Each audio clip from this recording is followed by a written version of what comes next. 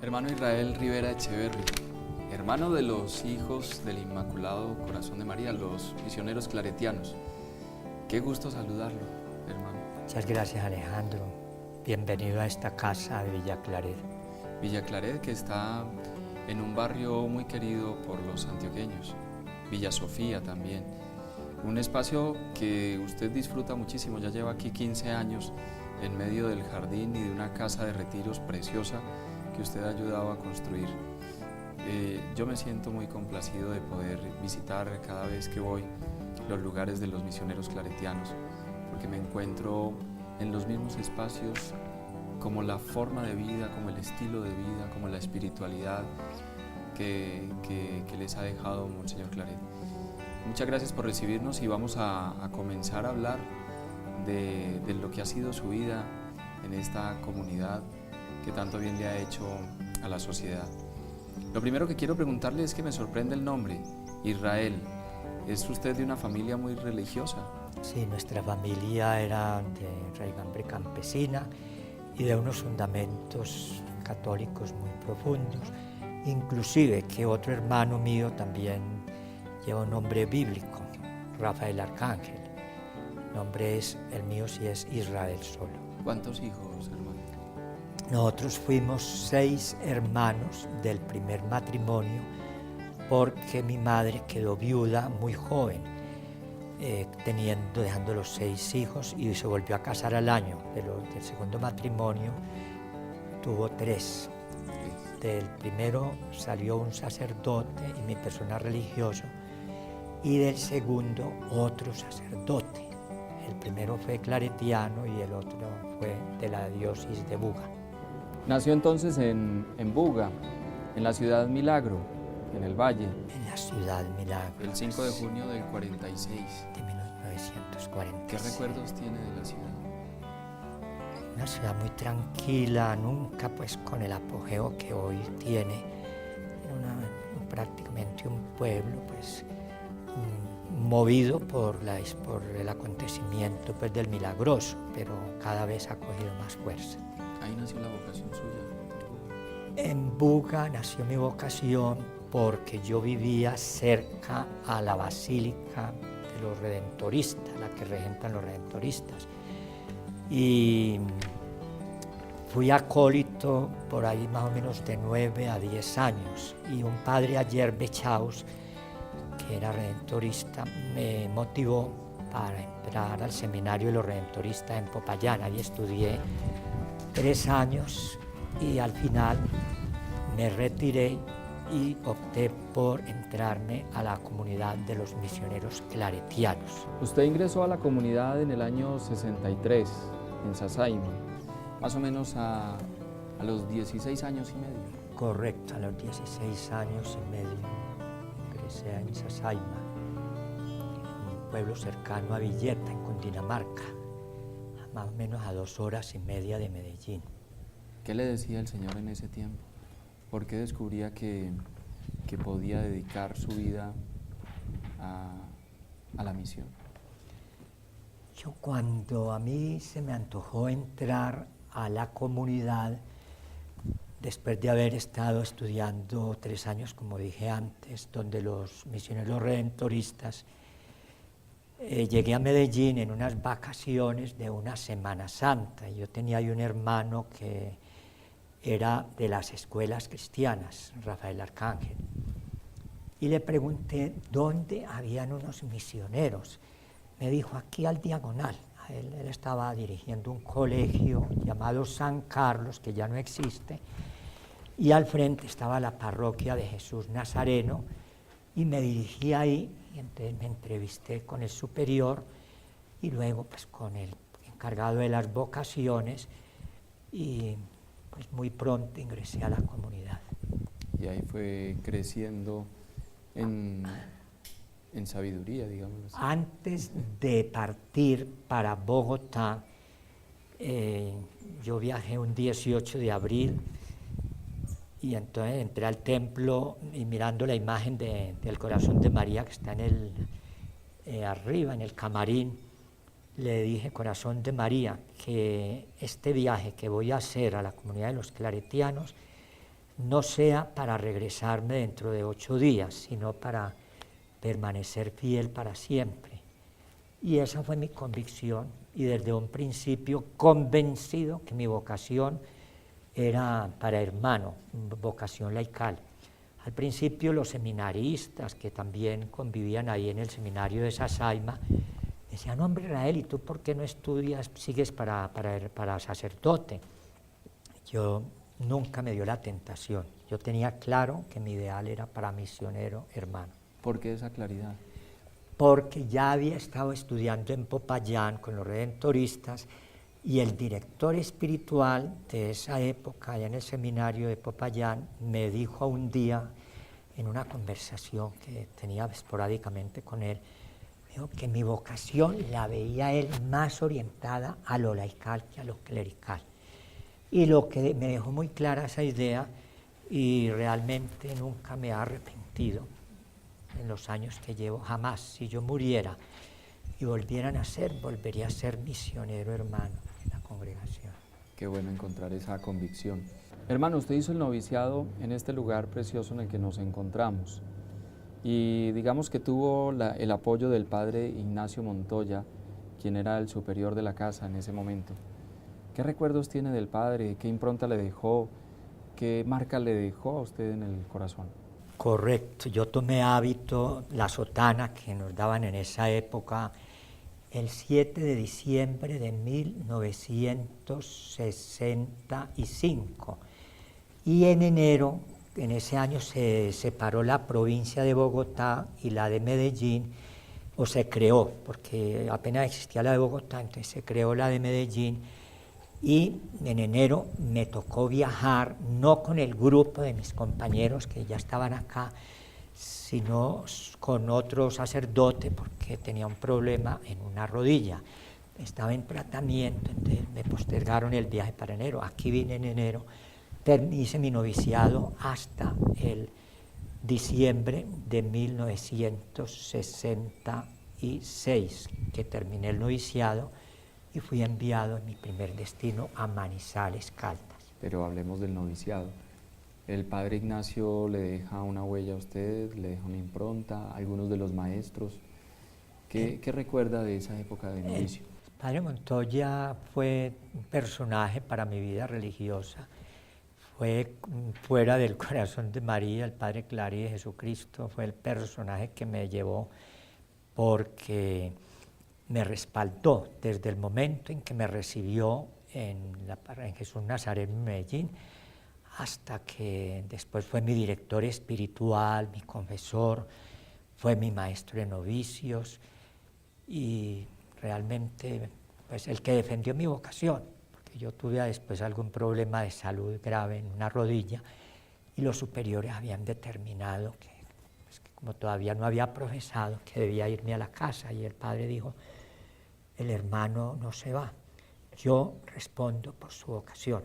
O sea que yo a él le guardo la gratitud eterna en mi vocación, y su modelo, el modelo para mí fue su sencillez, su cercanía, el haber creído no solamente en mí, sino en muchos de los que se cruzaron en su camino como formador.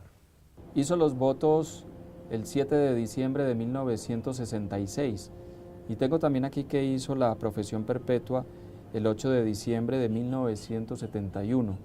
7 de diciembre y 8 de diciembre, quiere decir que siempre en estas fechas ustedes hacen esa consagración, esos votos para la iglesia. Depende de la fecha en que uno comience el noviciado. Si uno comienza un 7 de diciembre, entonces profesa el 8. El 8 es propiamente el Día de la Inmaculada. En los últimos años ha variado, porque como vienen de otros países a hacer noviciado a la provincia nuestra, pues hay que amoldarse a las circunstancias de cada país. Entonces comienzan generalmente en febrero y profesan el 2, que es día de Nuestra Señora de la Candelaria. De todas maneras, nosotros somos muy cordimarianos. Volvamos al tema de salud. Usted me decía que sufrió graves quebrantos de salud. ¿De qué se trataba? ¿Por qué nos cuenta esa historia? ¿Qué le pasaba en ese momento? Porque recién entrado a la comunidad, en los paseos que hacíamos, que eran bastante largos y por lomas, en Cundinamarca, en Bogotá, sufrí una caída y se me zafó la rótula. Pero yo al principio no lo vi tan grave y la verdad es que yo me descuidé y cuando ya lo comuniqué ya tuvieron que hacer 2 cirugías. Una porque la pierna estaba un poco desviada y la otra para sacarla, para cambiar la rótula. Para poder enderezar la pierna me metieron 2 platinas que me produjeron osteomelitis en el hueso. Entonces fue una estadía de 6 meses, 5 días en la clínica Palermo de Bogotá. Y el decreto era amputar la pierna, pero el padre Montoya, otra de sus peculiaridades, la devoción al corazón de María, me llevó una imagen de la Virgen y entonces nos encomendamos a ella y pude regresar a Sasaima después de 6 meses de ausencia un 12 de agosto para celebrar la fiesta famosa de la Asunción, que era el 15, porque seguro que la iba a pasar en la clínica, pero estamos seguros de una intervención sobrenatural. Entonces, quedé con la pierna muy atrofiada, pues toda la vida he sufrido de la pierna, pero nunca quedé inválido como era el pronóstico de los médicos, quedar pues en una silla de ruedas o fuera de la comunidad. ¿Se había puesto en riesgo, digamos, la misión? Sí. Realmente ahí vuelve y el padre Montoya juega, porque él fue el que insistió en que me hiciera el tratamiento en la comunidad. Cuando determinaron que me fuera, porque veían que apenas comenzaba y que la cosa era delicada, él volvió y se planteó y dijo, yo respondo por la vocación del hermano. Y seguí adelante. Eso entonces no fue un impedimento para que usted pudiera seguir su deseo, ¿no?, de consagrarse, de hacer parte de la comunidad, ¿no? Usted empezó casi que a recorrer todo el país y empezó en Jericó, ayudando con los padres en Jericó y ayudando en la predicación especialmente.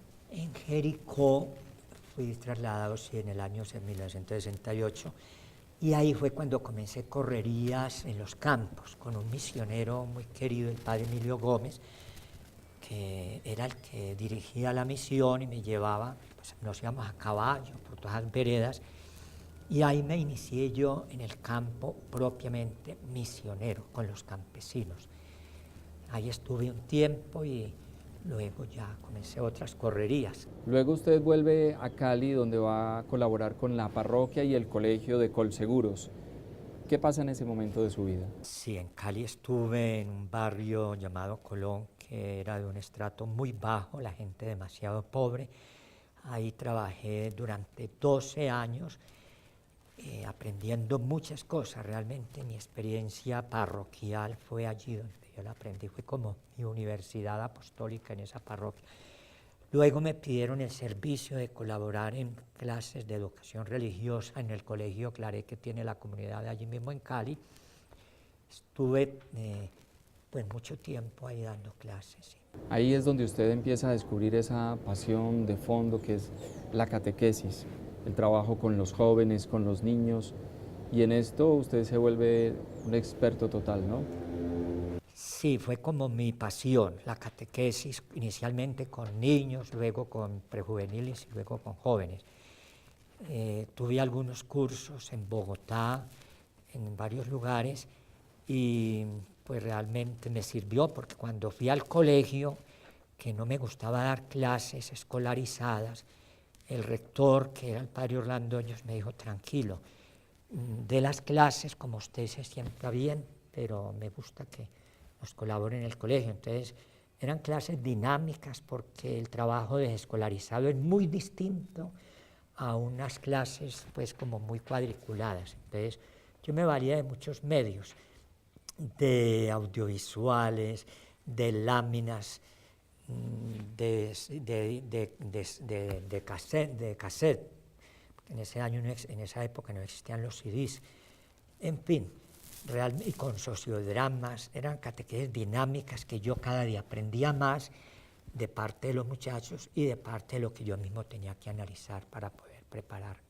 Todo ese trabajo ha hecho que usted le llegue muy fácil a los niños y a los jóvenes, hermano. Sí, yo terminaba un año en un grupo y no es vanidad, pero el rector me llamaba y me decía, mira Israel, los muchachos quieren que para el próximo curso seas tú el que les des las clases. Para mí era comenzar en cero y era un problema porque para repetir con un grupo que ya había tenido no podía repetirles el rollo del año anterior. Entonces tenía que prepararme, trasnocharme, pero eso me ayudó a actualizarme un poco mentalmente. Y cuando hacía esas catequesis, cuando usted ya ha recibido esa formación y la puede compartir con ellos, ¿en qué les insistía a los jóvenes, a los niños? Fundamentalmente valores. Yo era muy enemigo de llamarlos por número. Para mí lo importante, lo esencial era la persona, y así sigue siendo la persona. Saber escuchar, saber valorar al otro. Trabajamos mucho en ese tema de la ronda de la sinceridad. Ponemos en el tapete lo que somos, lo que ven en nosotros, y realmente nos ayudó muchísimo, y ellos terminando el año se evaluaban reconociendo pues los progresos. Insistía mucho en la capacidad de servir. Hay una frase que es muy común, pero yo la convertí en consigna: si yo no vivo para servir, no sirvo para vivir. Parece que no tiene razón de ser estar uno en este mundo pasando como un vegetal sin dejar huellas. Eso para mí era claro y siempre insistí mucho en ellos. Dejó huella en ellos, pero también dejó huellas escritas, es decir, eso no solamente se quedó ahí en esas clases, sino que usted quiso escribirlo. Aquí tengo un libro suyo, Formando en Valores, guías catequético-pedagógicas para la iniciación cristiana.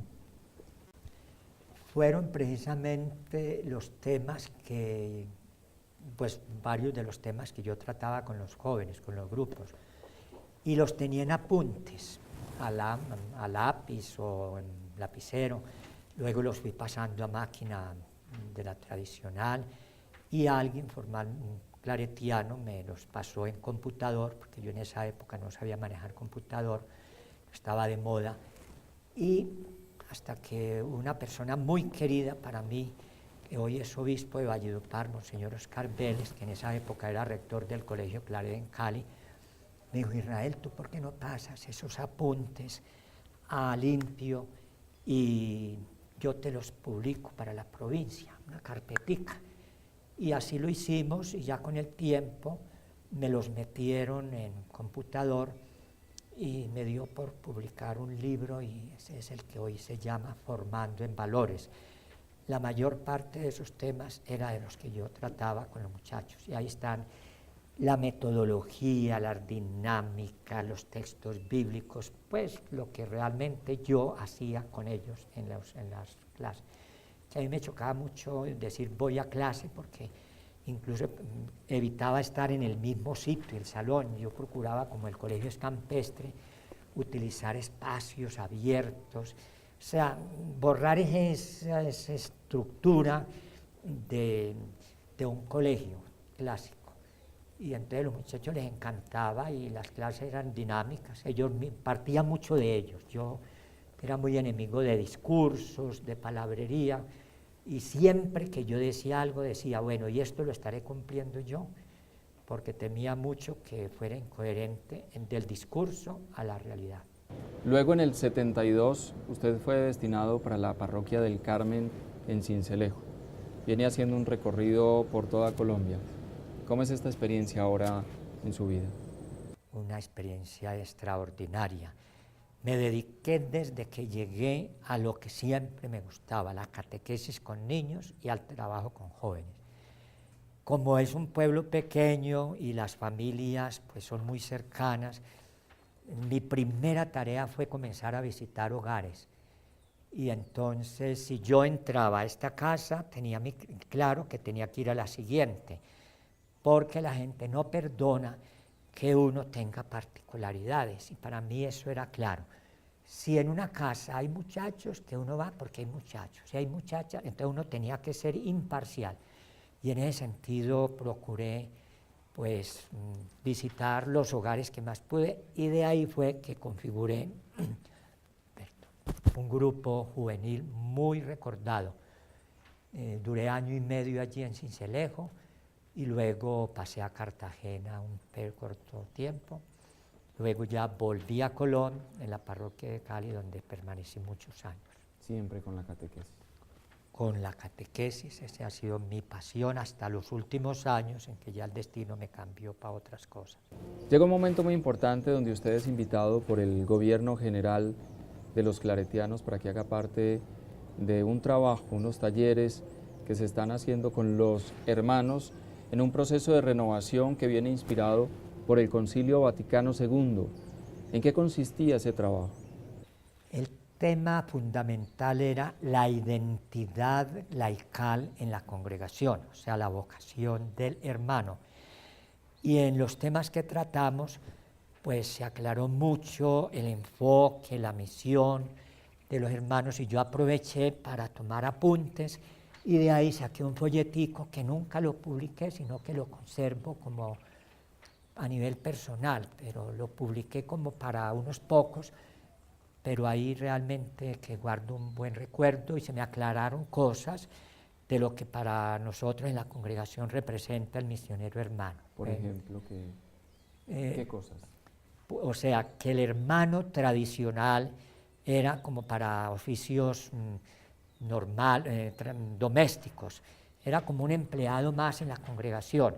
Después del Vaticano II, del Concilio Vaticano, y de esos encuentros que la congregación promovió, pues se le fue dando un impulso más apostólico, más misionero a los hermanos, y yo siempre me identifiqué de un comienzo por el enfoque apostólico del hermano, sin negarme a los oficios normales que pues cualquier misionero puede hacer, y en territorio de misión toca hacer de comer y labrar tierra, lo hacemos, pero fundamentalmente me dediqué fuertemente al apostolado con niños, con jóvenes, con adultos he trabajado también, pero le he dado más fuerza al trabajo de jóvenes y de niños.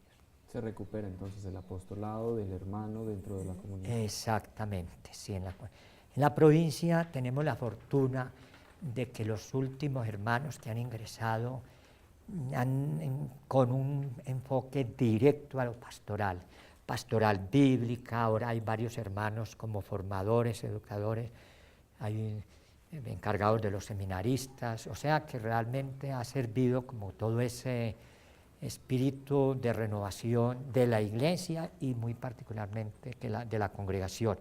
La congregación nunca ha querido desplazar a los hermanos, la congregación ha tenido claro que es mixta. Mixta quiere decir que no es clerical, sino misionera. Lo misionero abarca lo clerical y lo laical, que somos los hermanos.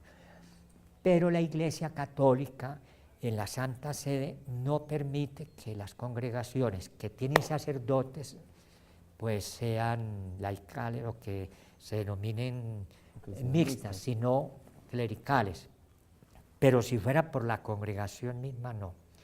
La congregación es muy clara en ese aspecto de el carisma de nosotros es ser misioneros.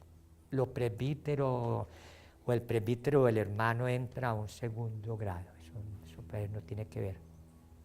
Lo valoran tanto, hermano, que el gobierno provincial lo llama luego para ser el ecónomo de la provincia.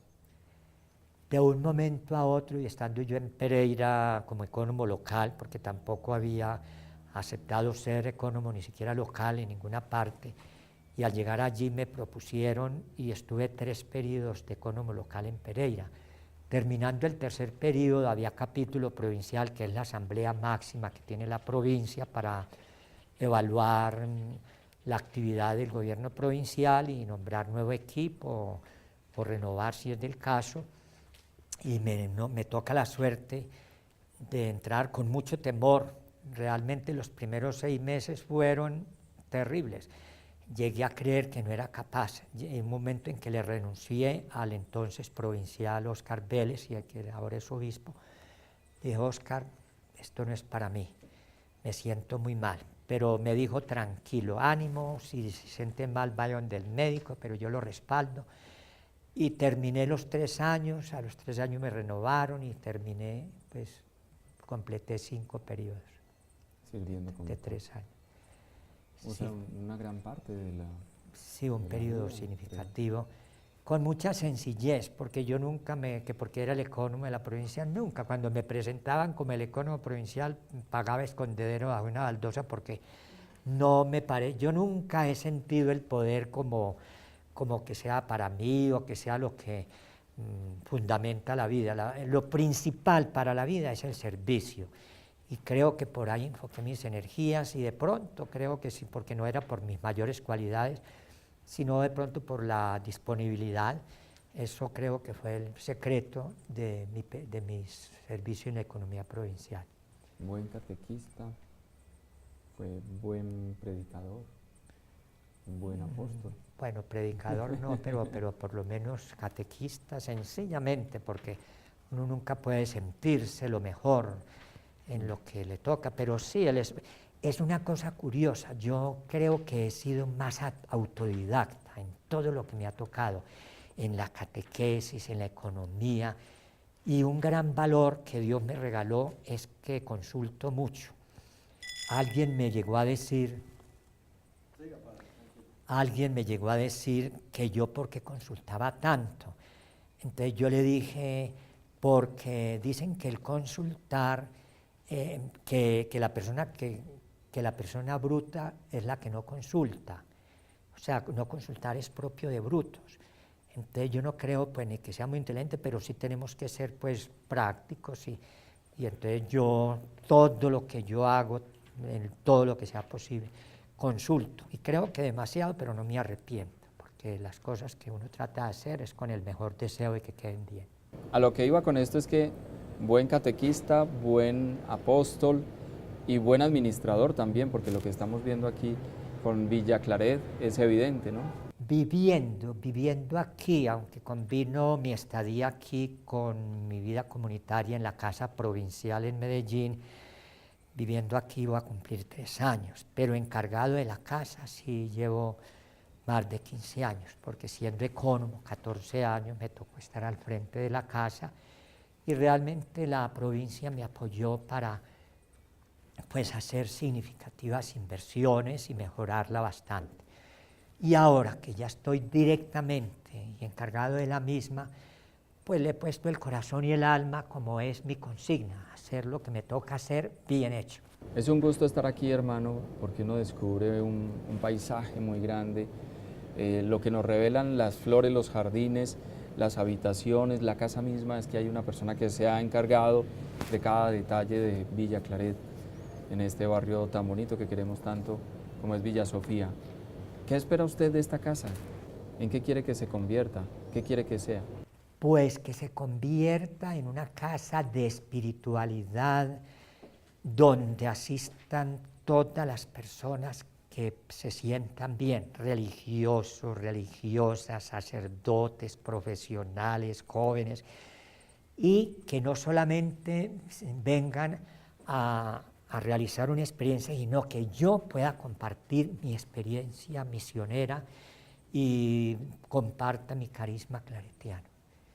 Eso es lo que estoy tratando de hacer y ahora con la página web. Recientemente logramos crear, con la ayuda de un sobrino mío salesiano, pues la casa está dando a conocer y gradualmente la están utilizando. Hay periodos que no tanto, pero los fines de semana generalmente la utilizan en gran parte del año. Hermano, ¿y usted recientemente ha tenido quebrantos de salud? Pues el quebranto más grave, que ya llevo 2 años y medio, coincidió, fue después de salir de la economía provincial.